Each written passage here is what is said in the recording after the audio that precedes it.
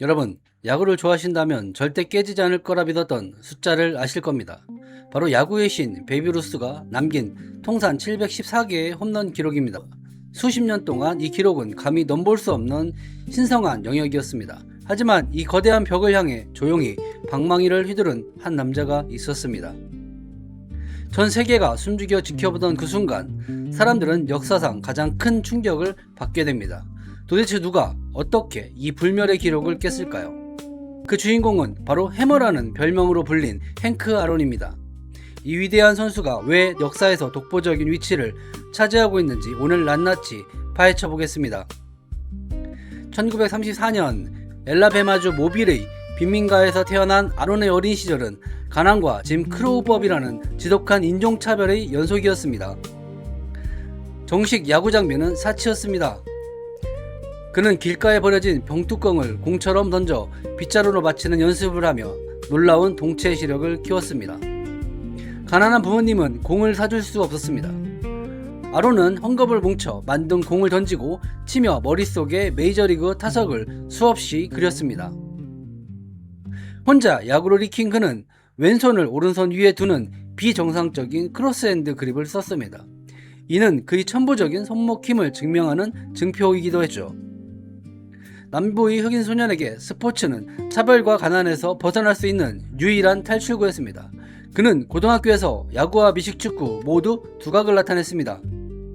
14살 때 인종 장벽을 깬 제키 로빈슨의 연설을 직접 들은 아론은 결심했습니다. 자신도 반드시 메이저리그 무대에 서겠다고 말이죠. 1951년 17세의 아론은 가방 하나를 들고 니그로 리그의 인디애나폴리스 클라운스에 입단하며 마침내 프로야구 선수의 길을 걷게 됩니다. 월 $200의 계약이었지만 그는 입단하자마자 엄청난 타율로 리그를 평정했습니다. 메이저리그 스카우트들이 눈길이 그에게 쏠리는 건 당연한 일이었습니다. 마침내 보스턴 브레이브스가 $10,000의 그의 계약권을 샀고 아론은 마이너리그로 배정되며 메이저리그를 향한 문을 엽니다. 이곳에서 그는 오랫동안 고수했던 크로스핸드 그립을 표준 방식으로 교정했습니다. 놀랍게도 폼을 바꾼 직후 그는 펄펄 날며 신인 왕을 차지했습니다. 1953년 잭슨빌로 승격된 그는 남부리그의 인종 장벽을 깬 최초의 흑인 선수 중 하나가 되었습니다. 하지만 백인 관중들이 노골적인 야유가 쏟아졌죠. 동료들과 같은 호텔에 묵지도 못하는 끔찍한 차별 속에서도 아론은 타율, 안타, 타점 1위를 기록하며 보란듯이 리그 MVP를 차지했습니다. 1954년 주전 외야수의 갑작스러운 부상으로 20세의 아론에게 기회가 찾아왔습니다. 미러키 블레이브스의 유니폼을 입고 메이저리그에 데뷔한 것입니다. 4월 15일 데뷔 첫 안타를 시작으로 며칠 뒤 생애 첫 홈런을 쏘아 올립니다. 앞으로 755번이나 보게 될 그 위대한 아치의 첫 번째였습니다. 1957년 페넌트 레이스 마지막 경기 연장 11회에 극적인 끝내기 홈런을 터뜨려 소속팀의 우승을 안기며 사람들을 완전히 열광시켰습니다. 그해 그는 44홈런 132타점으로 내셔널리그 MVP에 올랐고 월드시리즈에서도 맹활약해 뉴욕 양키즈를 꺾고 야구계의 정상에 섰습니다. 도대체 행크 아론의 전성기는 얼마나 대단했을까요? 단순히 홈런만이 친 선수가 아닙니다. 야구의 온갖 통계를 갈아치운 진정한 괴물이었습니다.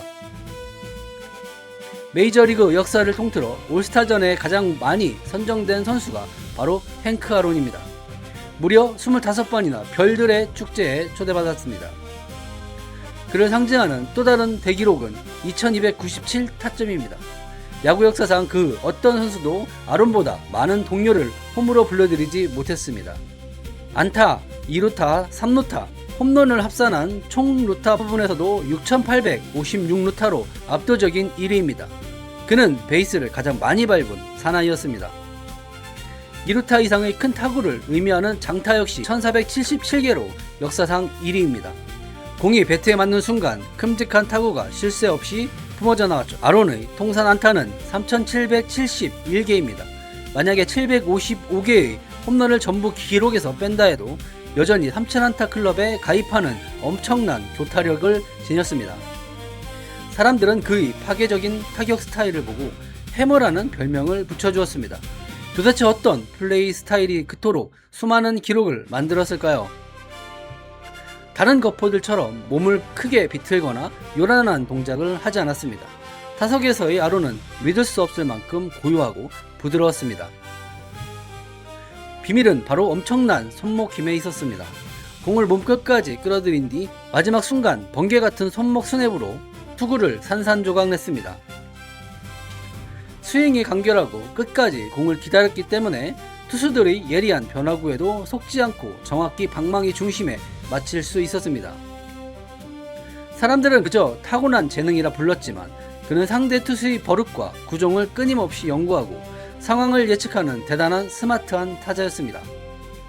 홈런만 친 것이 아닙니다.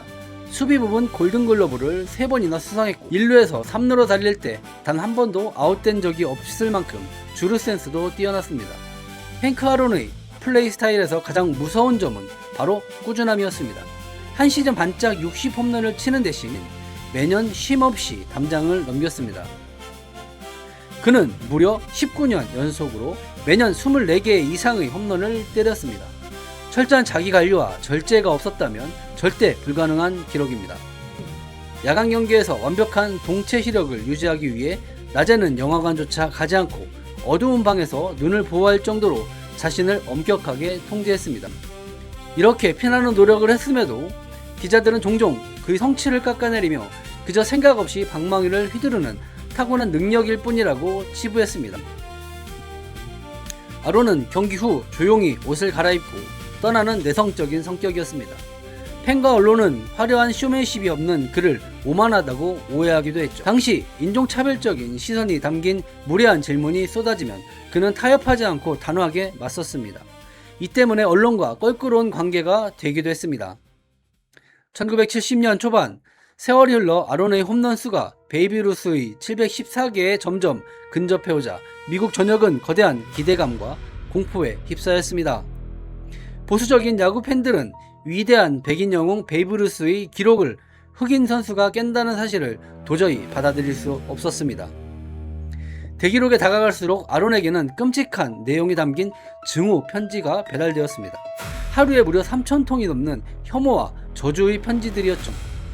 기록을 깨면 총으로 쏘겠다, 심지어 딸을 납치하겠다는 입에 담기조차 힘든 끔찍한 살해 위협과 가족에 대한 협박이 매일 그를 괴롭혔습니다. 사태가 심각해지자 결국 FBI가 수사에 나섰고 아론은 야구장에서 출퇴근할 때마다 무제한한 개인 경호원의 밀착 보호를 받아야만 했습니다.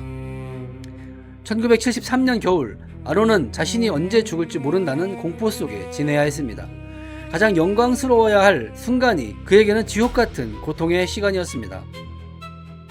아론은 이 끔찍한 편지들을 버리지 않고 전부 모아두었습니다. 미국 사회 깊숙이 뿌리박힌 인종차별의 끔찍한 민낯을 영원히 증언하기 위해서였죠. 하지만 그는 포기하지 않았습니다. 모든 분노와 두려움을 가슴에 품은 채 그는 말 대신 오직 강력한 홈런으로 세상에 응답했습니다. 마침내 운명의 1974년 4월 8일 밤이 밝았습니다. 애틀란타 스타디움에서 역사적인 순간을 지켜보기 위해 엄청난 인파가 몰려들었습니다. 모두가 숨을 죽인 가운데 등번호 44번의 헨크 아론이 타석에 들어섰습니다.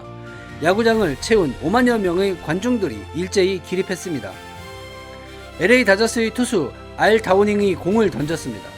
아론의 방망이가 그 특유의 빠르고 강력한 손목 스냅과 함께 매섭게 허공을 갈랐습니다. 꽝 하는 날카로운 소리와 함께 공은 애틀란타의 밤하늘을 갈라 좌중간 담장을 훌쩍 넘어갔습니다. 바로 715번째 홈런이 터진 것입니다. 영원할 것 같았던 베이브 루스의 714 홈런 장벽이 무너지는 순간이었습니다. 새로운 홈런왕이 탄생하며 역사가 다시 쓰였습니다. 아론은 평소와 다름없는 평온한 발걸음으로 베이스를 돌았습니다. 하지만 그 순간만큼은 그의 얼굴에도 환한 안도의 미소가 번졌습니다. 5만 명이 넘는 관중들이 거대한 파도처럼 일어나 끝없이 기립박수를 보냈습니다. 딥사우스 한복판에서 흑인 선수가 찬사를 받는 기적같은 장면이었습니다. 하지만 아론의 마음속에는 환희보다 안도감이 더 컸습니다. 이제 모든 것이 끝났다. 그가 남긴 첫 마디는 그간의 고통을 짐작하게 합니다. 그러나 영광의 뒷면은 차가웠습니다. 메이저리그 사무국은 성대한 축하 행사조차 제대로 열어주지 않았고 야구계 일부의 반응은 싸늘했습니다. 심지어 당시 보이큰 메이저리그 커미셔너는 다른 약속이 있다며 715호 홈런이 터진 역사적인 날 야구장에 나타나지 않았습니다. 대기록을 달성한 후 애틀란타 구단은 고액 연봉을 부담스러워했고 아론은 자신의 야구 고향과도 같은 밀워키 브루어스로 이적하게 됩니다.